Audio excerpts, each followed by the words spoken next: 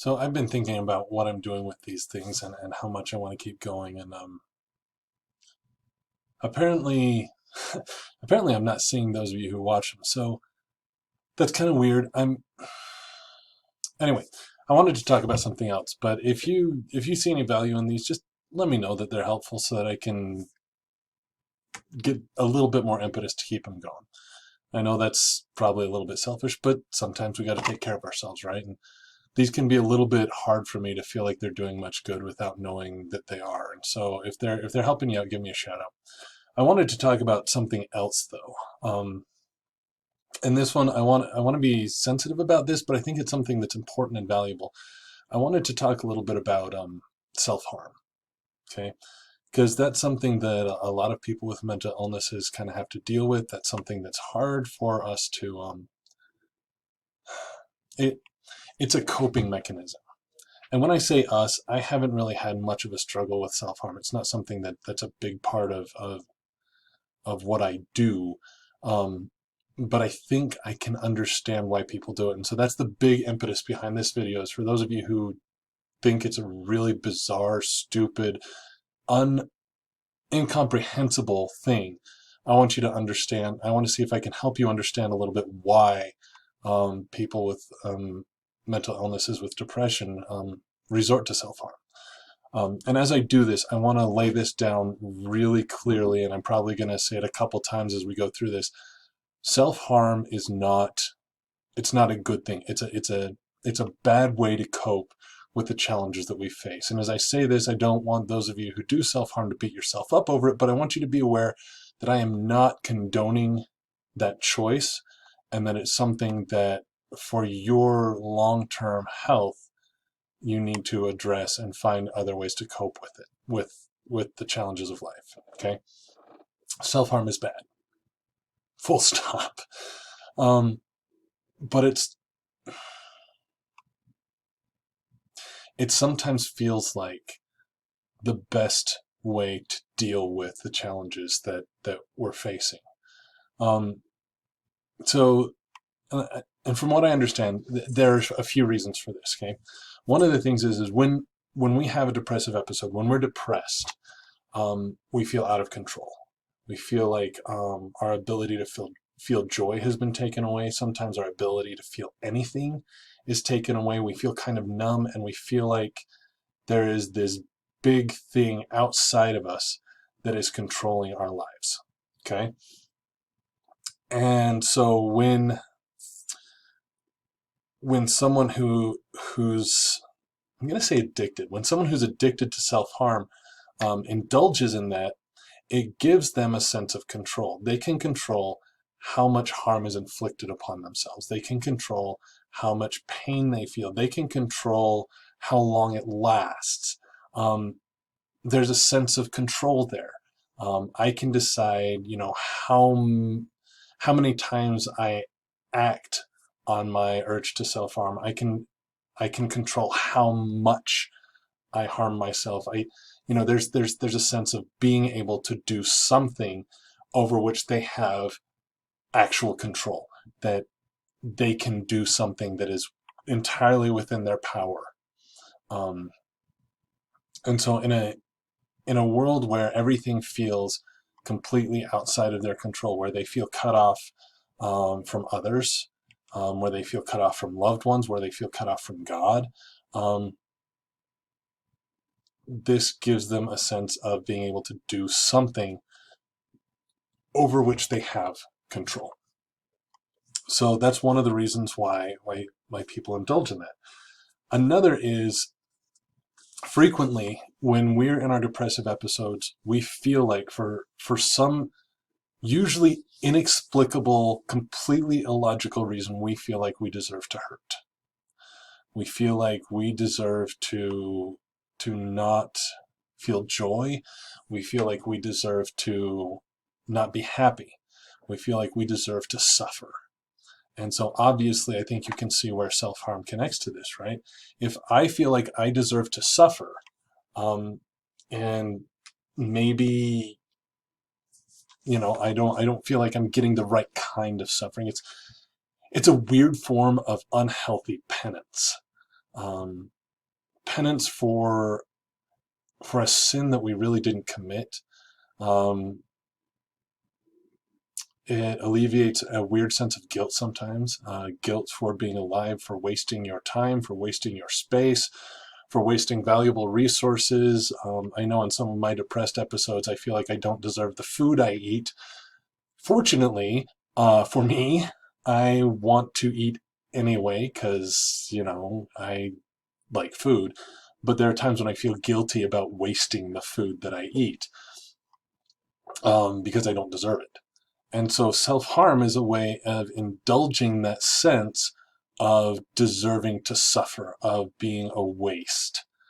Because frequently self-harm, when we do that, it's something that could, if taken to an extreme, actually kill us, right? Whether it's anorexia or cutting, these are things that could, if taken far enough, kill us. So it's a way of saying, well, I don't deserve to be here. I might not yet have the courage to do that, but I can kind of practice. But whatever it is, it's about this sense of not being worthy and deserving pain and suffering. And so people who indulge in self-harm um, can be motivated by these things.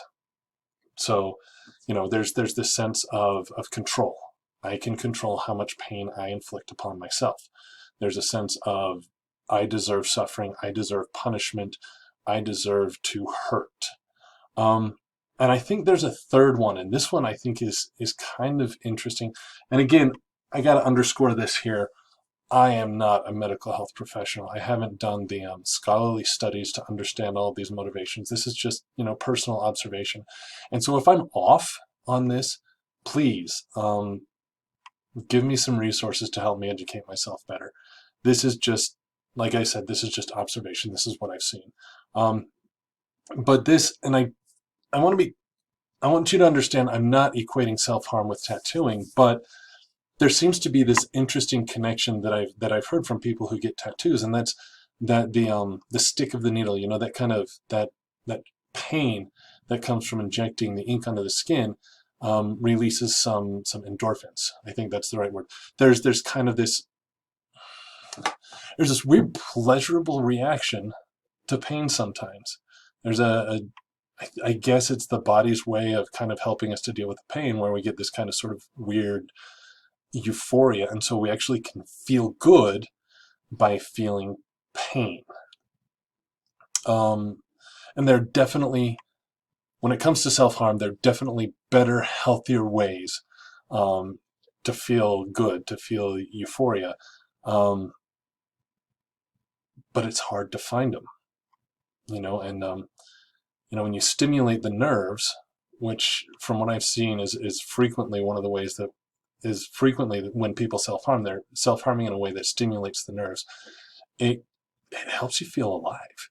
You can't feel pain if you're dead. And so if you're feeling pain, you're alive, and there's a sense of celebration in being alive. So I think there's actually a weird sort of pleasure in the pain that's inflicted when we self-harm. And so the body just kind of reacts in that way to certain kinds of pain that I think is very connective to what we're talking about here. And as we're talking about this, I knew one person, still know one person who, and I hope they don't mind that I'm talking about this because I think it can help. One of the things that you need to do if you are self-harming is find other ways to cope. And this person that I'm thinking of, I'm pretty sure they're going to be okay with this. If not, this video will go away. I'll reshoot it without talking about this because I didn't really think that I was going to go here. Anyway, they cut. They were cutting, and one of the ways they found to kind of rechannel that impulse was to actually draw on themselves. So they didn't necessarily go and get tattoos, but they would draw on themselves with pens, markers, that kind of stuff, kind of turn their body into a canvas. And I think in part that part of the reason they did this was because if their body was a canvas, they wouldn't want to cut the canvas. You know, you don't destroy art. And obviously some of us would counter argue this whole, well, your body is a piece of art without any pretty pictures on it. So why would you destroy that? And you want to be careful about doing that, because depression is not logical.